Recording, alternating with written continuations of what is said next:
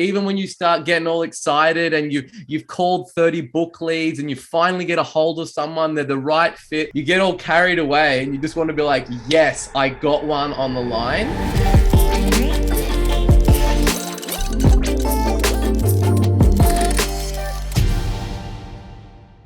Maybe I'll do it when I, make a little bit more money and I get some more customers, just do a few more calls every day, and then I'll be able to come back and afford it.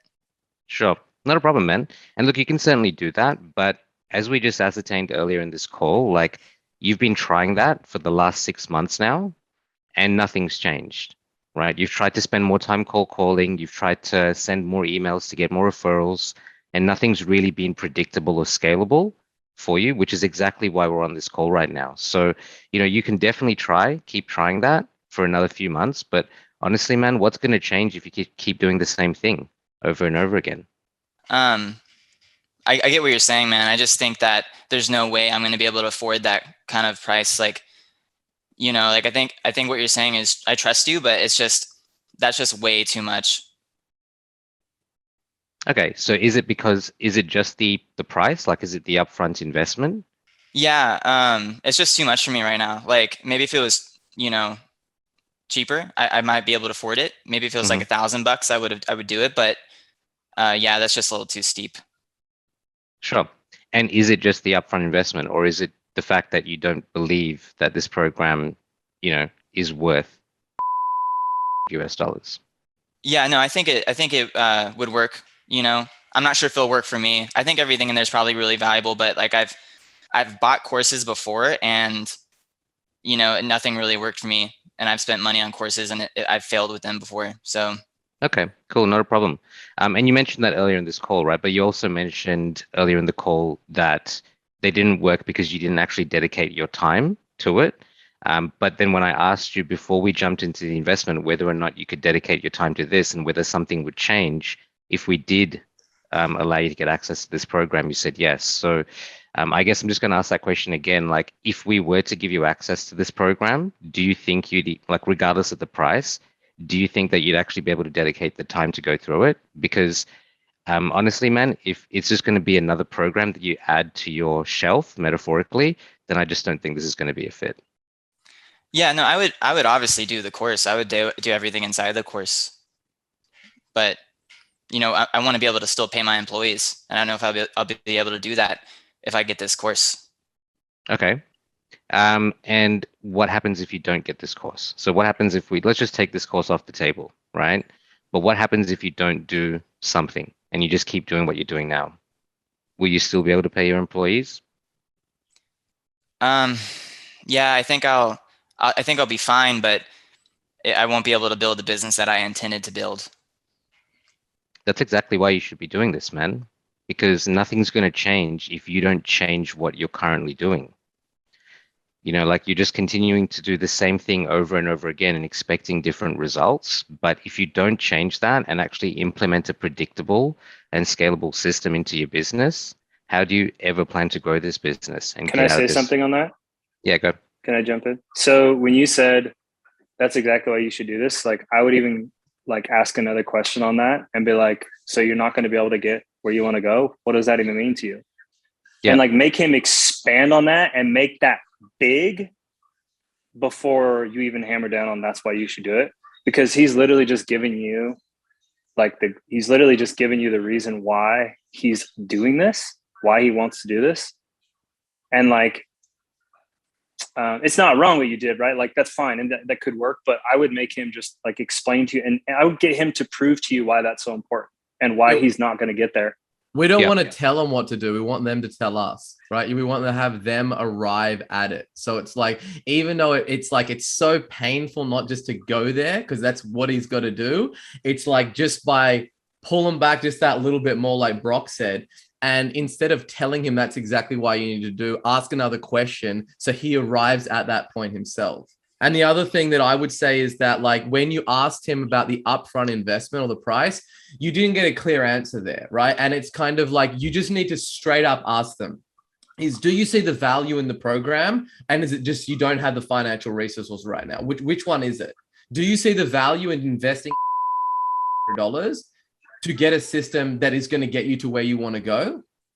Yes or no? And you have to squash that completely and then come back to the cash flow. But he kept on throwing you red herrings where he was like, it's this and then it's that. And you didn't really get to actually get the answer that you needed. Because then he went back to, I've bought all these courses. So is it the value? You don't believe, because that's a completely different thing to you don't have the cash flow. And then the other thing that we haven't done yet is assigned a cost to him not doing something. Cool, bro. But how long have you been there where you are right now? Okay, cool. So you've been there for 12 months, right? You're at $4,800 a month in revenue and you want to be at $10,000, right? So we just take your goal of the 10,000 per month and we minus your 4,800, what you're doing right now. So it's $5,200 a month it's costing you not to be where you want to be, right? And you've been wanting to be there for 12 months. So this has costed you $62,000 to stay where you are right now. Do you think that there's other people out there that are doing 10 grand a month that are in your space? Yeah, I do, but you're not there. So this is costing you 62K a year. What are you going to do to get there? Right? And you have to assign a cost to them just being where they are right now, because they don't think that there is a cost, but there is. It's a huge, huge cost. And all those objections I just gave Brian were the straight up objections that I've been getting every single time.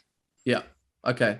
And that's a problem. You go through the program and you get so sold on the content that you try to sell the content and you try. That was the biggest mistake I made. Yeah. It was after doing the course. I mean, I took pages and pages of notes and I was so sold on what it was. It was a good first step. Being sold on it, it's a great first step.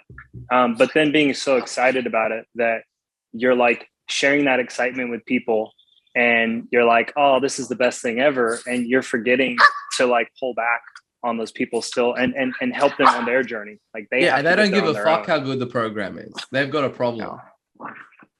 And they don't care how cool you think it is either. You telling them it's the best program isn't gonna get them to sign, you know. So like that's and we always talk about the dance of high ticket and selling, you know, pull versus pull, all that kind of stuff. Like I like to push really hard without being pushy, right? And the way that you do that is all based on your tonality, your cadence, how you deliver those things, right? And even like there's so many like little things that you can do in that process. Like we've all had people in the sales cycle that they're a 10 out of 10. Everything's all good. The money makes sense that they're willing to go. And they almost try to push the call there faster than the normal rhythm, right? Of where we want to go, right? And they're like, oh man, I've already read the book. I'm ready to go. Like, let's like, how much is this thing? How much is it? I want to get involved in the program, right? And that's where it's very easy. Or even if you get buying signals in the call, it's very like easy to get excited and want to get to the part where you do ask for money. But when you're doing these kind of sales, steps. Yeah. And you got to, even when that happens, you want to pull back when you get the first yes, and you want to further qualify. Like, oh yeah, like I'm ready to go. I've read the book. I'm sold. I'm ready to go. Yeah, cool. I'm going to need to see this is going to be a right fit for you first. So let's step back a little bit. Tell me what you guys are currently doing right now. Right? I'm not like, excellent, fantastic. Well, is there any other reason that this wouldn't make sense, right? Like you got to keep pulling back on that thing. Even when they're giving you the yeses, I'm ready to go. Cool. I don't know if we're ready to go yet. I've still got some things that I need to check to see they check out before we see that we can invite you in, or it's going to be a good fit for us. Cool. Oh shit. Like this person's in control of the call here. Yeah. I'm in control. I'm the captain. You look at me, right? So like, that's how you've got to, even when you start getting all excited and you've called 30 book leads and you finally get a hold of someone, they're the right fit. It sounds like they've got budget. You get all carried away and you just want to be like, yes, I got one on the line. And then you try not to go through your normal process and just try to get to the point where you can do your pitch. Hey guys, if you're enjoying these videos, please like, subscribe, and hit the bell button as we're dropping a video like this every other day on YouTube. And if you've got any questions, just leave a comment below with hashtag HeySabri and I will do my best to get to it.